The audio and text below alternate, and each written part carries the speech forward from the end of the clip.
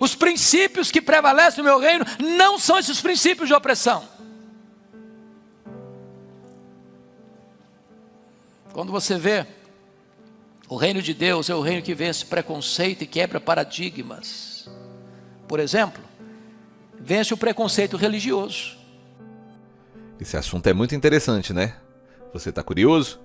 Então não saia do vídeo. Eu quero só te fazer um pedido, que você se inscreva no canal, ative as notificações para não perder nada e deixe o seu like, o seu comentário e compartilhe esse vídeo com alguém que você ama. Esses gestos simples nos ajudam muito a crescer e a continuar disseminando a mensagem do Evangelho. Para ancorar o nosso tema, abra sua Bíblia comigo em Mateus, capítulo 6, versículo 10. Mateus 6, 10, por gentileza.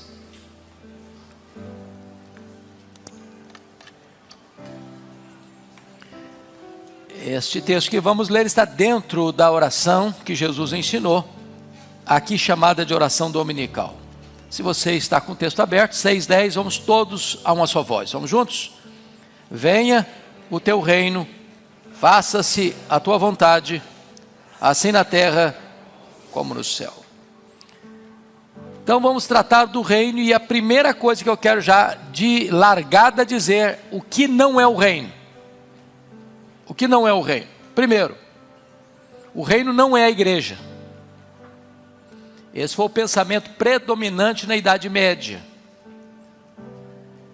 De Agostinho à Reforma, esse era o entendimento, que a igreja era o próprio reino. E isso não é verdade. Segundo, o que não é o reino? O reino não são as denominações religiosas. Mesmo a somatória de todas elas também não representa o reino, não é o reino, melhor dizendo. Terceiro, o reino não é um sistema político ou geográfico. Jesus disse: o meu reino não é deste mundo. O reino está aqui, ali, acolá. Se você se transferir para a região tal, você estará no reino. Se você sair dessa geografia, você não está no reino. Então o reino não é político, nem geográfico. Quarto, o reino não é regido por leis humanas. Jesus disse: o meu reino não é deste mundo. Então não é regido por normas, leis estabelecidas pelo homem. Quinto, e aqui eu sei que vai na contramão de que alguns creem, o reino não é o reino milenar. Há muitas pessoas que acham que quando você está fazendo essa oração, venha o teu reino, Jesus estaria sugerindo aqui o reino que alguns entendem milenar, ou seja, um reinado físico, político, espiritual de Jesus, 1000 anos aqui na terra, com sede do seu governo em Jerusalém. Não é desse assunto que Jesus está tratando aqui, pensamos nós. Mas então, se falamos o que não é o reino, vamos entender o que é o reino. O que é o reino? Venha o teu reino. Que reino é esse? Primeiro, é o domínio de Deus no nosso coração. O reino de Deus está dentro de vós. Onde o rei Jesus governa, aí está o reino. O reino de Deus está dentro de você. Se você é um súdito do rei, se você está debaixo da autoridade do rei, se você obedece aos preceitos estabelecidos pelo rei, é o domínio de Deus no coração. Conforme Mateus capítulo 4, verso 23, o reino foi o tema central da própria pregação de Jesus. Percorria Jesus toda a Galileia, ensinando nas sinagogas, pregando o evangelho do reino. Então, é a essência da pregação de Jesus, é o reino. O grande teólogo Augustus Strong divide o reino em 3 partes, e eu acho que ele foi muito pedagógico e homilético na sua sugestão. Por exemplo, com respeito ao universo, o reino é o reino de poder. Segundo, com respeito à igreja militante, a igreja que está aqui na terra, é o reino de graça. Com respeito à igreja triunfante, é o reino de glória. Então nós estamos falando de três coisas: o reino de poder, o reino de graça, o reino de glória. Em relação ao universo, é o reino de poder. Em relação à igreja, aqui é o reino de graça. Em relação à igreja que haveremos de ser, a igreja glorificada, reino de glória. Quais são os valores desse reino? Quais são os pilares que governam esse reino? Donald Cravel escreve um livro fascinante. Se você ainda não leu, sugiro a leitura. O Reino de Ponta Cabeça. Para mim, uma das melhores obras que eu já li sobre o assunto. E Donald Cravel, ao tratar desta matéria, ele consegue ver esse reino de ponta cabeça a partir, por exemplo, do Cântico de Maria. Cântico de Maria, relatado lá em Lucas 1, 51 e 53. E a primeira coisa que esse reino traz é uma revolução geral. Dispersou os que alimentavam pensamentos soberbos. Então este reino, ele vai na contramão daqueles que são altivos, arrogantes, soberbos, presunçosos. Deus dispersa essas pessoas. É uma revolução, porque o mundo aplaude os soberbos, os arrogantes. O mundo incensa e coloca no pedestal aqueles que se acham os grandes, os poderosos. E o reino de Deus vem derrubando tudo isso. Segundo, o Cântico de Maria, há ali uma revolução não apenas geral, mas uma revolução política. Política. Está escrito lá, no versículo 52 de Lucas 1. Ele derrubou dos seus tronos os poderosos. É uma revolução política. Se você ler atentamente Daniel capítulo 2, ele retrata lá os grandes impérios da época. O império babilônico, o império medo-persa, o império greco-macedônio e o império romano. Naquela grande imagem, a cabeça de ouro, o peito e os braços de prata, o ventre de bronze, as pernas de ferro e os dedos de ferro e barro. É uma representação dos grandes impérios mundiais: Babilônia, Medo-Persa, Greco-Romano, Grego-Macedônio e o Império Romano. Uma pedra não lavrada por mãos, e é uma referência a Cristo, bate nos pés dessa estátua, e ela toda vira pó. E essa pedra ocupa o mundo todo. O que significa isso? Que o reino de Deus, ele prevalece e derrota os reinos do mundo. E ao final, o reino é de Cristo.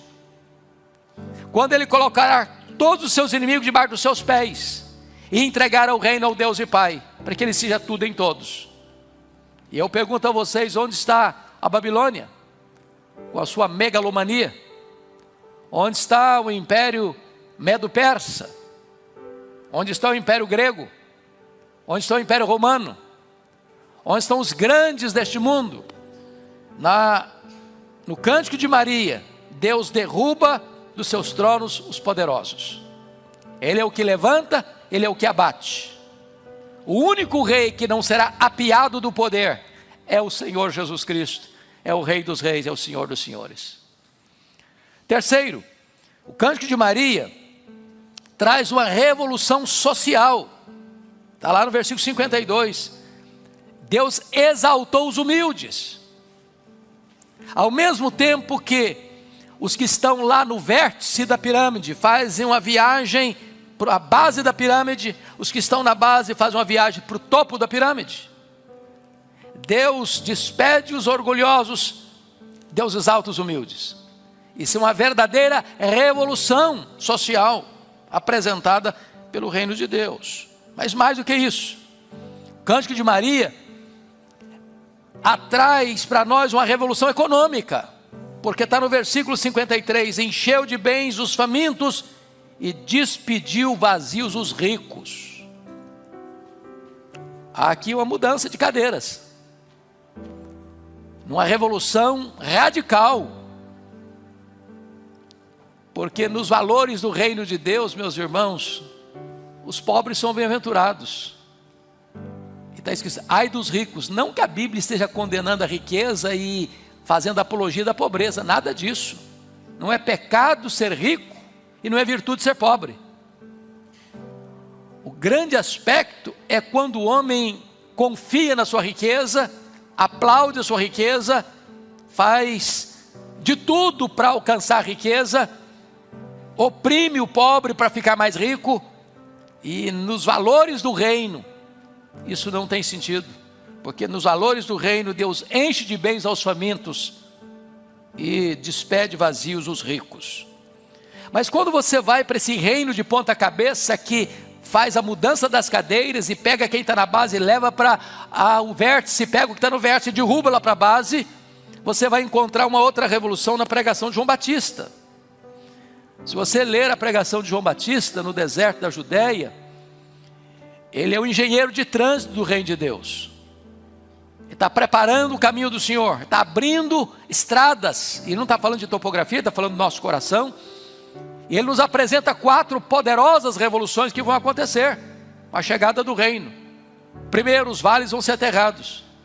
Segundo, os montes de outeiros vão ser nivelados.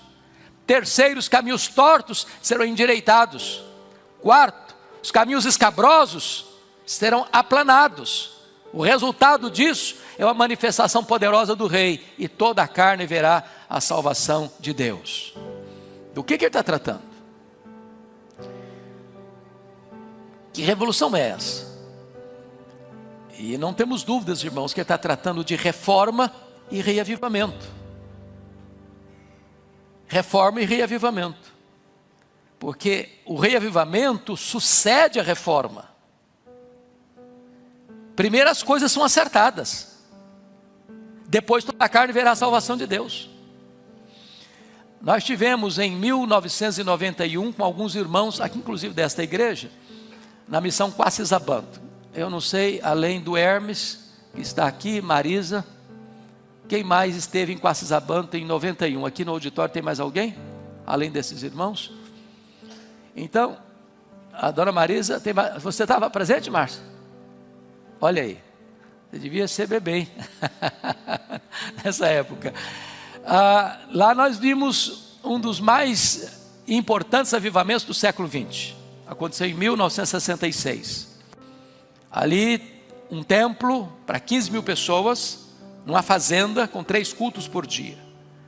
Nesse avivamento, coisas extraordinárias aconteceram.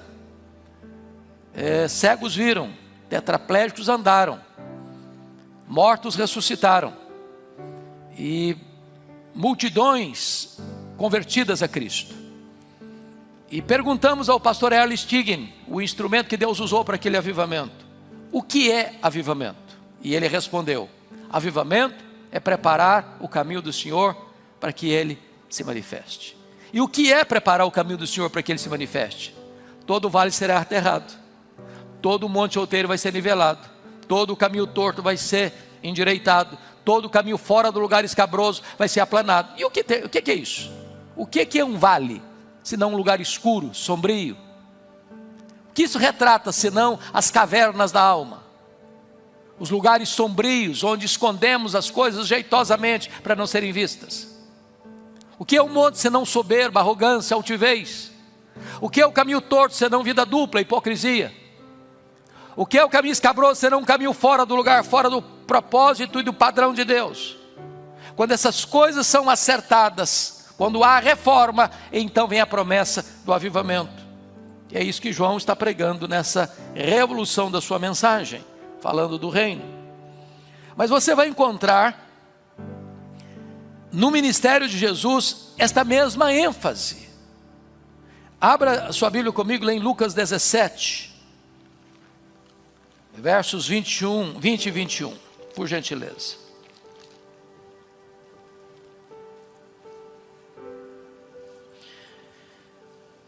Interrogado pelos fariseus sobre quando viria o reino de Deus, Jesus lhes respondeu: Não vem o reino de Deus com visível aparência, nem dirão ele aqui ou lá está, porque o reino de Deus está dentro de vós. Cristo é a escatologia realizada do reino. Em outras palavras, em Cristo o futuro tornou-se presente, o porvir é realidade hoje. O reino de Deus está dentro de vós, é o governo dele, é o reinado dele. Agora, este reino que chegou com o rei, aquilo que Anton Huckman coloca muito bem, o já e o ainda não, porque ele já chegou, mas ainda será consumado. Hoje reino de graça, amanhã reino de glória, traz uma mudança das cadeiras e uma inversão dos valores, segundo os valores deste mundo. Se não vejamos, os sujeitos bonzinhos aparecem como os maus sujeitos. Na parábola do samaritano, quem eram os bonzinhos da parábola? Sacerdote, levita, gente de Deus, gente religiosa, gente sagrada, gente que ocupava o tempo todo com o templo, com o culto, com as cerimônias, com os rituais. E Jesus conta a parábola do camarada caído, sangrando na beira da estrada, espoliado, machucado, ferido. Passa o sacerdote, passa de largo. Passa o levita, passa de largo. Aí vem o samaritano, raça odiada, povo inimigo. Aquilo que a sociedade hoje, numa linguagem bem chula, diria, a ralé da sociedade. Passa, olha, chega perto, pensa as feridas, pega o cara, bota em cima do seu animal, leva para um hotel, diz, olha, cuida desse homem aí, e se tiver mais despesa, eu volto para restituir. E aí aquele que é o vilão da história, vira o herói da história. No reino de Deus as coisas estão invertidas, de ponta cabeça. Segundo, os que deveriam receber elogios, são os condenados. Quem é que deveria receber os elogios? Os fariseus. Quem são os fariseus? Os fariseus são o grupo mais estritamente religioso de Israel, entre aspas, os mais zelosos da lei. Aqueles que nasceram no período interbíblico para resistir à secularização da igreja, à helenização da igreja, para buscar reforma e reavivamento, e com o tempo se perderam, mantendo entretanto a forma. E agora o que você vai encontrar é Jesus se dirigindo aos fariseus, dizendo, raça de víboras. Ou João Batista se dirigindo a eles, raça de víboras, lá em Mateus 3,7. Ou Jesus em Mateus 23, chamando-os de hipócritas. E aí você percebe a inversão dos valores. Ou seja, em terceiro lugar, dentro dos valores do reino, o menor é o maior é o menor. Jesus falou, no meu reino é diferente. Aí no mundo, quem é aplaudido, quem é grande, é se tem muita gente ao redor servindo. Quanto mais gente você tem a seu serviço, mais importante você é. Isso até hoje. Chega uma autoridade, chega 10 fotógrafos, chega os guarda-costas daqui e dali, e o cara já é levado assim, insensado pelo braço, pela mão humana. Aí chega o coitadinho, que ninguém conhece, que a sociedade acha que é a pessoa de segunda classe. Ninguém chega, ninguém estende a mão, ninguém abraça, ninguém cumprimenta. E Jesus não, no meu reino é diferente. No meu reino a pirâmide está invertida, é de ponta cabeça. Quem quiser ser o maior entre vós, seja o menor, seja servo de todos. Essa é a glória do reino, meus irmãos. Mas mais ainda,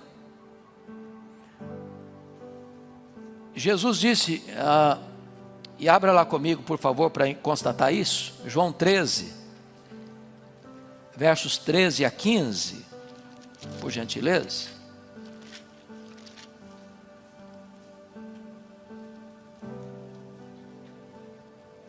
Você pode ler comigo? João 13, 13 a 15, vamos juntos? Vós me chamais o Mestre e o Senhor, e dizeis bem, porque eu sou. Ora, se eu, sendo o Senhor e o Mestre, vos lavei os pés, também vós deveis lavar os pés uns dos outros. Porque eu vos dei o exemplo, para que como eu vos fiz, façais vós também. É claro que Jesus não está aqui querendo que você agora, como muita gente equivocadamente pensa, vamos agora gente, vamos pegar uma bacia aqui e vem para cá, todo mundo. Eu sou o pastor da igreja, agora eu vou lavar os pés de vocês. Não, o ponto não é esse. O ponto não é esse. O ponto aqui é que, geograficamente falando, eles estavam na ceia, iam participar da ceia, estavam no cenáculo. Jerusalém fica num deserto. Naquela época não tinha nem ruas calçadas, era poeira mesmo. Os sapatos não eram fechados, eram alpargatas de couro cru, abertas. Então não tinha ninguém com os pés limpos. Mas as mesas não eram altas como as nossas, onde você enfia o pé debaixo da mesa e esconde os pés. As mesas eram baixas. Você sentava no chão e você ficava no cotovelo e o seu pé ficava mais ou menos endereçado perto do rosto do outro. Então não se sentava à mesa sem lavar os pés. Mas esse era o papel do escravo. Os discípulos eram orgulhosos demais para lavar os pés uns dos outros. E eles então se assentam à mesa sem lavar os pés. E mais, à mesa eles discutiam quem é o maior, quem é o mais importante, quem vai ter maior destaque no reino. Então é nessa conjuntura que Jesus pega a bacia, pega a toalha, que já estava ali no ambiente, porque era para isso mesmo. Mas eles eram muito orgulhosos para fazer isso, lavar os pés uns dos outros, ou até lavar os seus próprios. E então Jesus lava os pés deles. E agora volta para a mesa e diz: vós me chamais o Mestre, vós me chamais o Senhor, e fazeis bem, porque eu sou mesmo. Agora eu dei um exemplo para vocês. Lavar os pés uns dos outros. O que significa isso? Significa a disposição de você usar a toalha e a bacia como símbolo do reino. O que significa toalha e a bacia? É servir o seu irmão.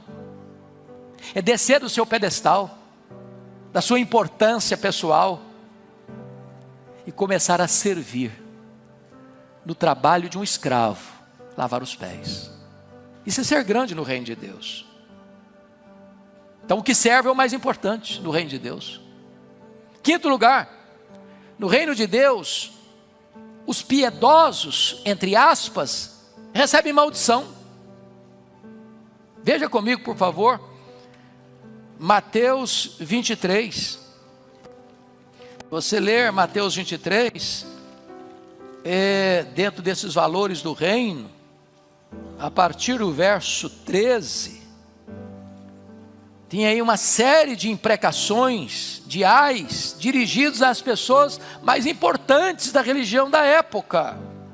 Versículo 13, ai de vós escribas e fariseus. Versículo 14, ai de vós escribas e fariseus. Versículo 15, ai de vós escribas e fariseus.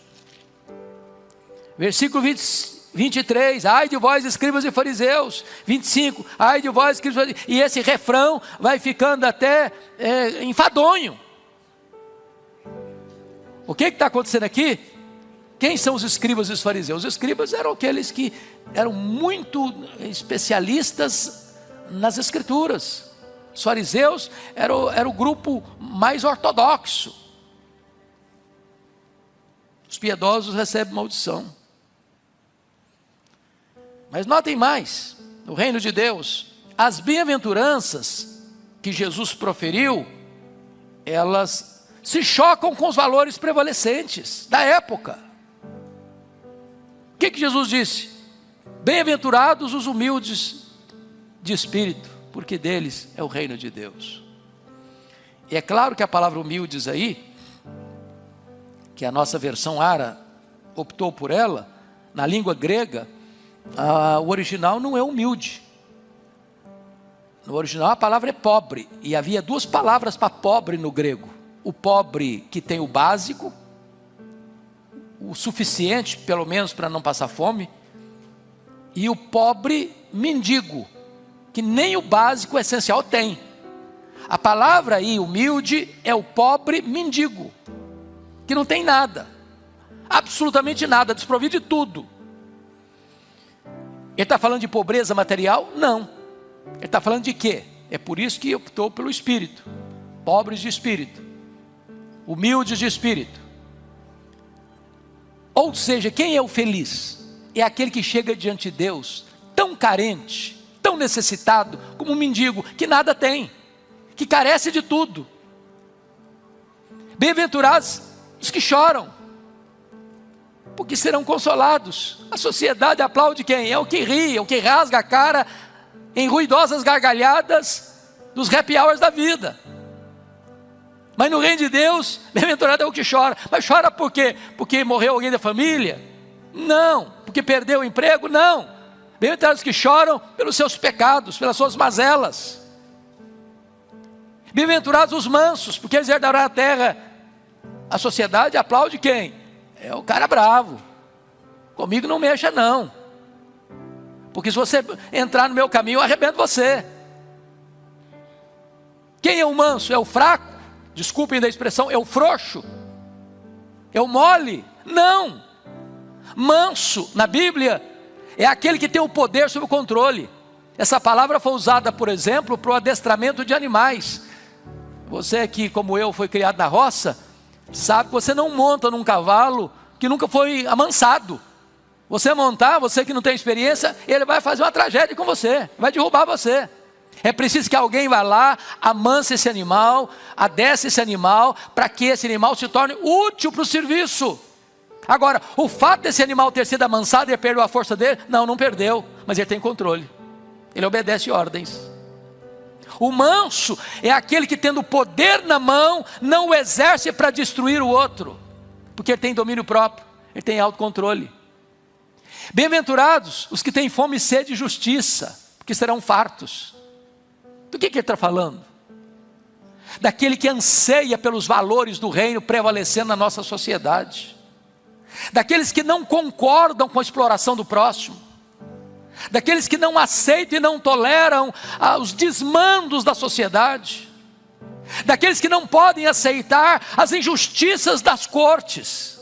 Fome e sede de justiça são valores do reino. Bem-aventurados os misericordiosos, porque alcançarão misericórdia. O que é misericórdia? É quando você lança o seu coração na miséria do outro, quando você se compadece do próximo. Bem-aventurados aqueles que são pacificadores, porque serão chamados filhos de Deus. Não é o que cria confusão, não é o que começa uma contenda, aquele que joga mais gasolina no fogo, aquele que faz o fogo amigo, leva e traz, e bota um irmão contra o outro. É o pacificador. Bem-aventurados os limpos de coração, porque esses verão a Deus. E eu acho isso maravilhoso, meus irmãos, porque se Jesus tivesse começado com bem-aventurados de coração, talvez todos nós estaríamos, acabou então, agora não tem mais jeito não tem mais esperança não. Porque do nosso coração é que procedem todas as coisas ruins. O cristianismo é contra a psicanálise de Freud nessa questão. Na psicanálise de Freud, os seus problemas são problemas halógenos. No cristianismo, os seus problemas são autógenos. Na psicanálise de Freud, o culpado é o outro. É a mãe, é o pai, é o professor, é o governo, são as leis duras. Você é vítima, você não é culpado. E essa teologia freudiana entrou na igreja. E as pessoas hoje falam mais de libertação, falando, precisa de libertação, precisa de libertação, precisa de libertação, precisa de libertação. E aí, se você fala de libertação, ele é uma vítima, coitado, ele é uma vítima, ele não é culpado. O evangelho trata de arrependimento. Você é o culpado, eu sou o culpado, eu preciso me humilhar. Bem-aventurados aqueles que são perseguidos por causa da justiça. que deles é o reino de Deus. Meus amados irmãos, os valores do reino estão de ponta cabeça. A pirâmide está invertida. O que o mundo rejeita, o reino aplaude. O que o reino aplaude, o mundo rejeita. O reino de Deus, os rejeitados são aceitos. Os cegos, os leprosos, as prostitutas, os publicanos, os pecadores. Preste atenção. Não é que são aceitos porque o reino de Deus é inclusivo. Não. Não. A teologia falsa que está florescendo hoje, chamada hipergraça, é uma heresia.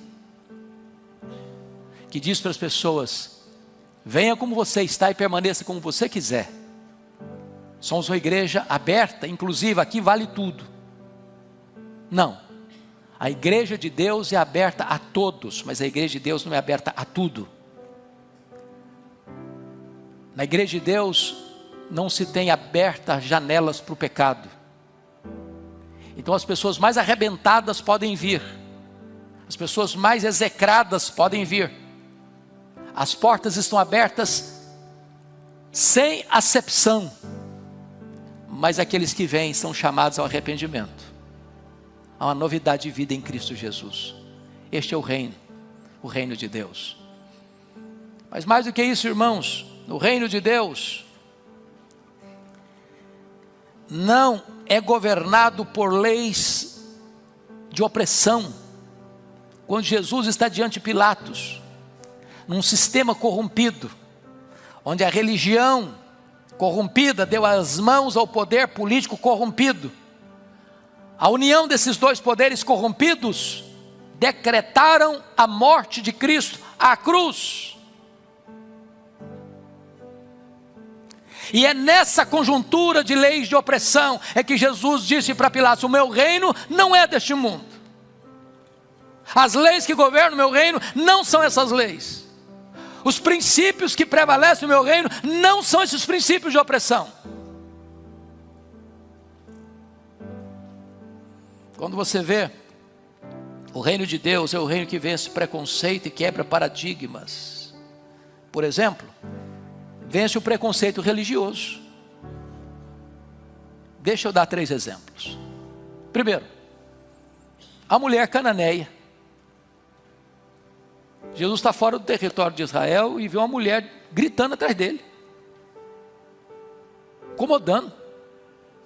Os discípulos falaram: Senhor, despede essa mulher, está incomodando, está atrapalhando, manda essa mulher embora.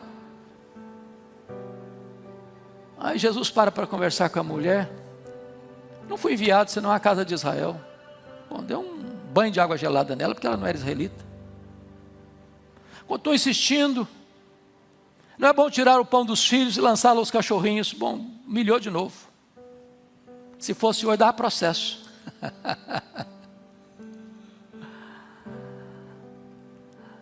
Mas a mulher se humilhou mais. Não, mas os cachorrinhos comem das migalhas que caem da mesa do seu Senhor.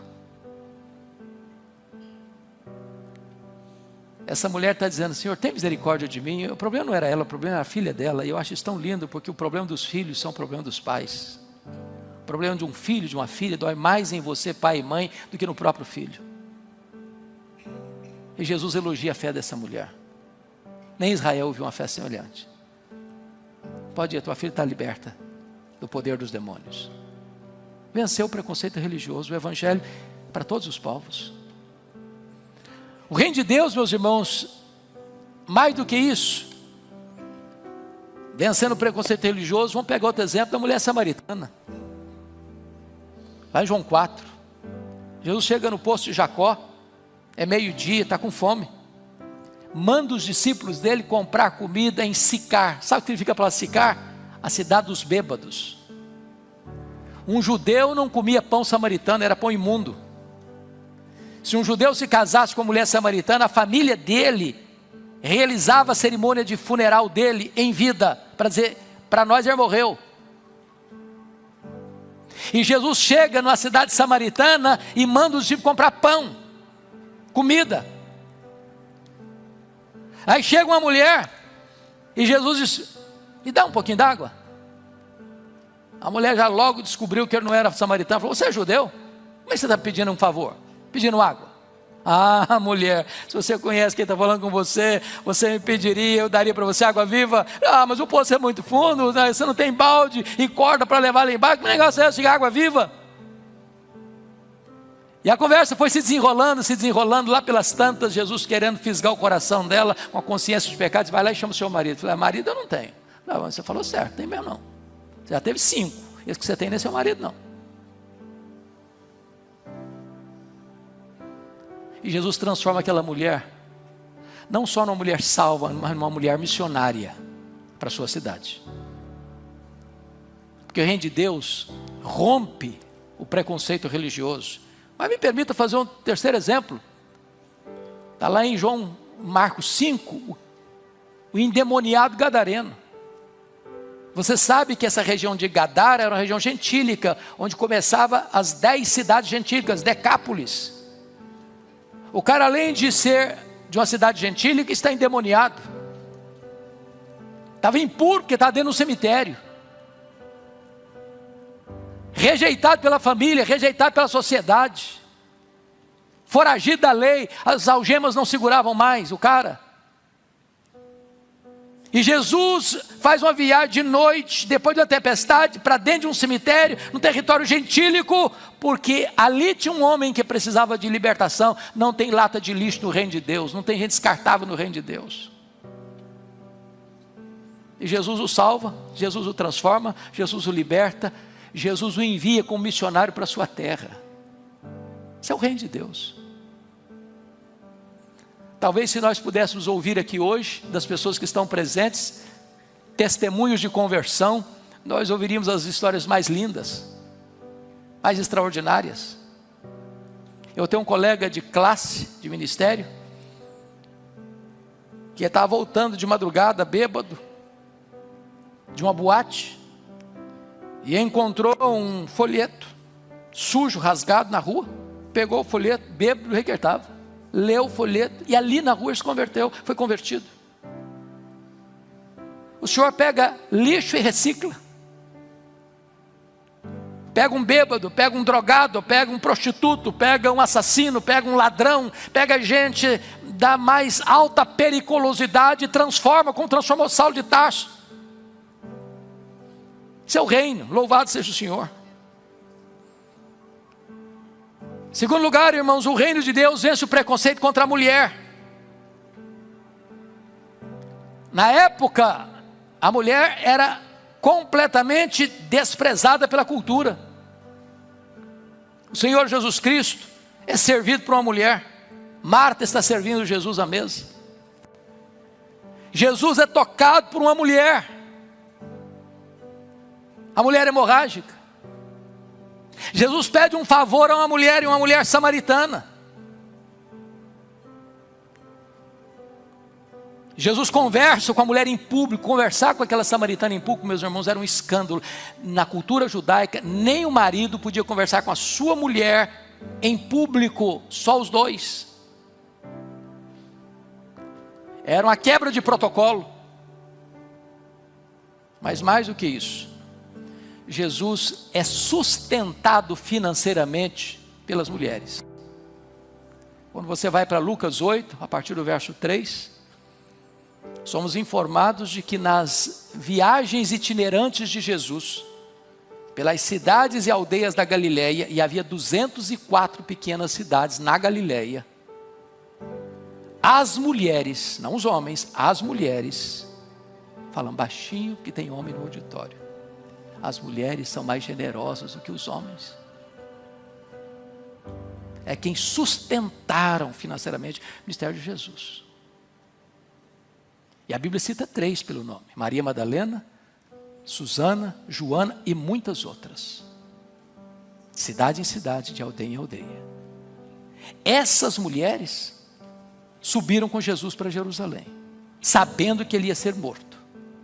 Essas mulheres estavam lá quando Jesus foi sepultado. Só consta que João estivesse lá, dos apóstolos, só João, mas essas mulheres estavam.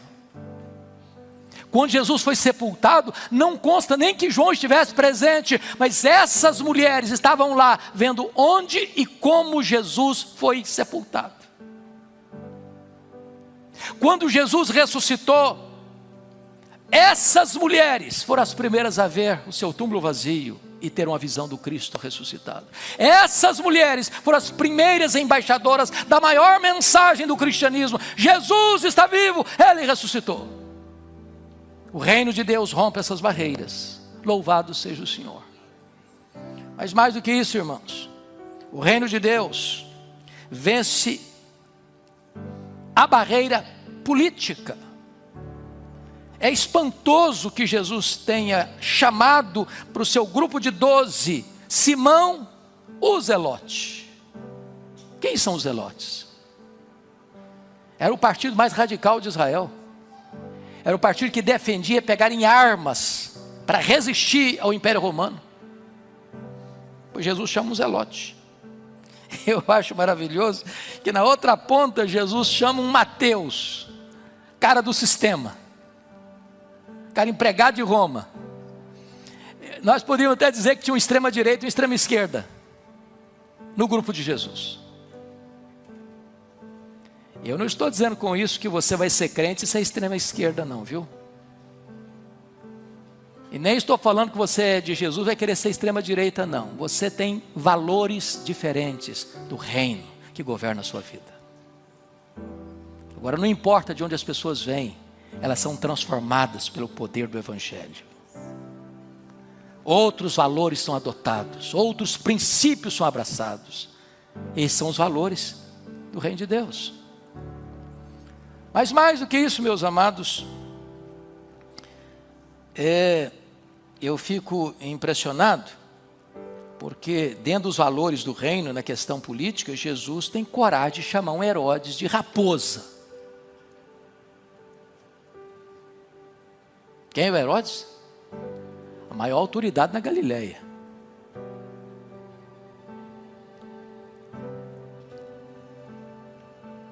Não era politicamente correto o que Jesus fez. O cara era mau, era vingativo. Mas o fato de você ser um cristão não te dá autoridade para você bajular gente má, gente corrupta. O reino de Deus tem valores que não negocia. Para Jesus, o Herodes é uma raposa. Quando você vai olhar com mais vagar, Jesus relativiza o poder absoluto de César. Quando Jesus diz assim: dai a César o que é de César e a Deus o que é de Deus.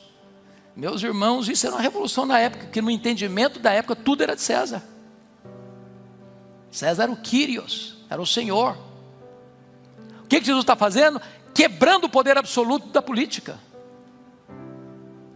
Dizendo que há duas vertentes distintas, o Estado e a igreja. Tanto o Estado quanto a igreja foram instituições de Deus. Toda a autoridade é constituída por Deus. Mas Deus não aceita um Estado absolutista. O Estado tem função dada por Deus, a igreja tem função dada por Deus. O Estado não pode interferir na igreja.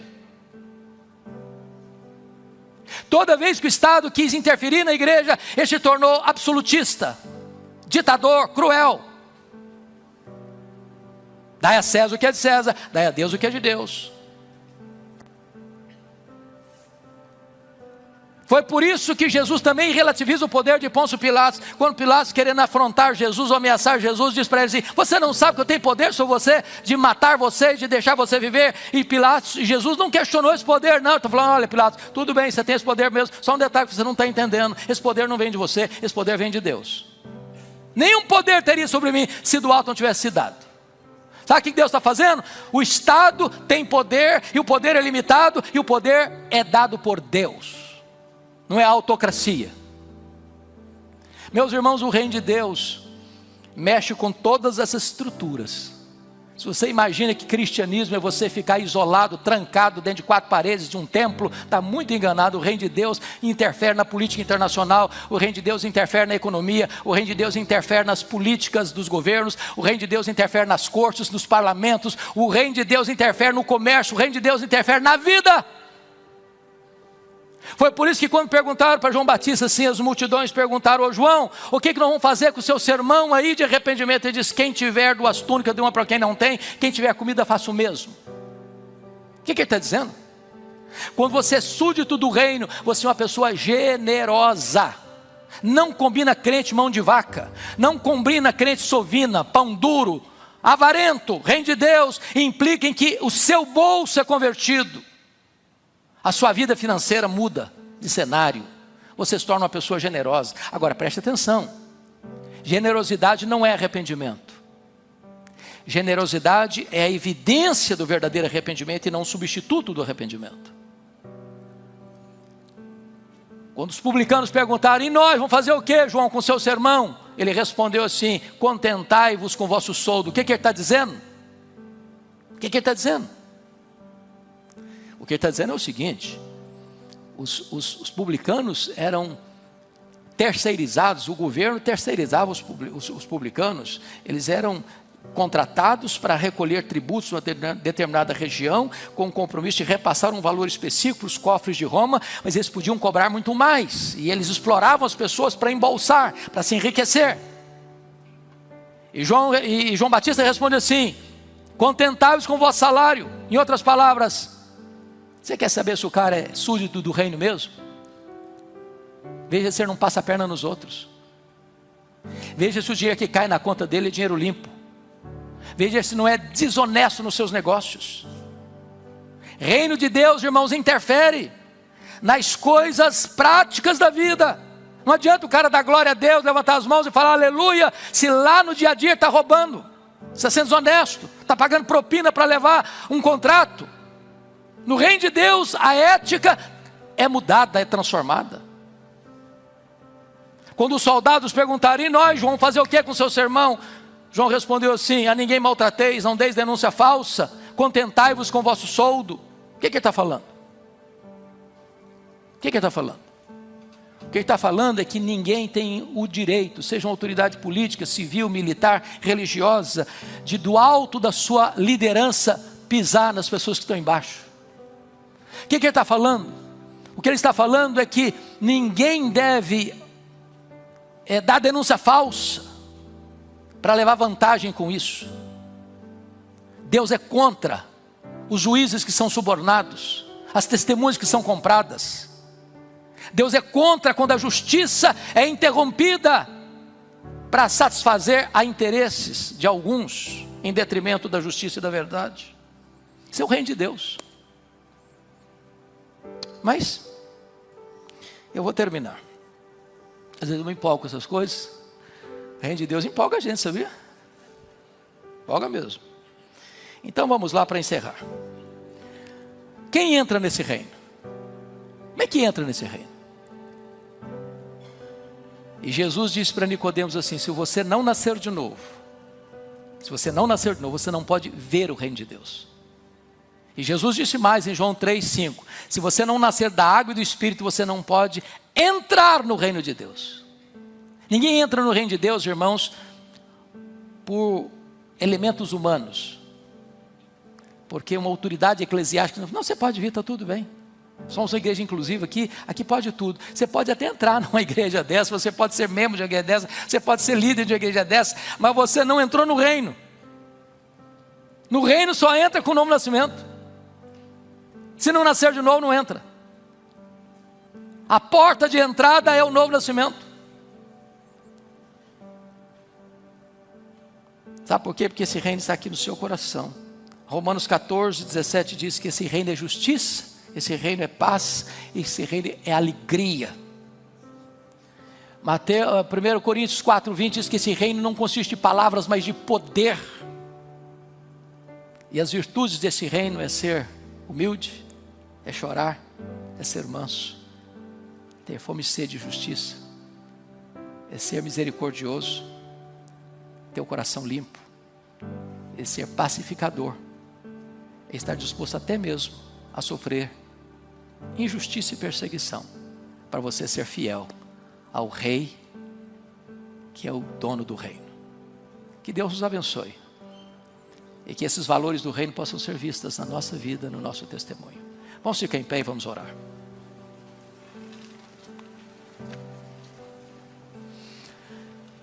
Deus, nós te agradecemos pelo privilégio de estarmos reunidos nesta manhã, em torno da tua palavra, meditando nas Escrituras. Senhor, ajuda-nos a entender melhor esta verdade bendita, do significado do teu reino, dos valores do teu reino. E jamais permita, meu Deus, que sejamos súditos infiéis, que nós entendamos quem é o Rei do reino, que nos submetamos a Ele, que nos sujeitemos aos preceitos, princípios e valores deste reino, que sejamos fiéis, até aquele dia quando ouviremos dos lábios do Rei: vinde bendito de meu Pai, entrai na posse do reino, que vos está preparado desde a fundação do mundo. Deus, bendito é o teu nome, porque vemos neste mundo o reino do teu poder, vemos em nós o reino da tua graça, e marchamos resolutos para aquele que será o reino da tua glória. Louvado seja o teu nome, em nome de Jesus, amém. Deus abençoe, meus irmãos. Hoje à noite teremos o culto com a ceia, como já fui avisado, e eu quero fazer um pedido a você. Primeiramente, você vir. Segundo, você orar pelo culto. Terceiro, você convidar alguém para vir com você. Aguardamos todos, se Deus permitir, hoje, 18 horas. Deus abençoe a todos, tenha um bom dia. Me diz o que você achou. Você concorda com a abordagem dada pelo reverendo Hernandes Dias Lopes? O que você acha? Diz aí nos comentários. Você tem alguma opinião diferente, alguma sugestão? Compartilha com a gente. E se você chegou até aqui, eu sei que é porque você gostou do vídeo, então deixa aí o seu like, se inscreva no canal caso não seja inscrito e ative as notificações. Que Deus abençoe muito a sua vida. Até breve.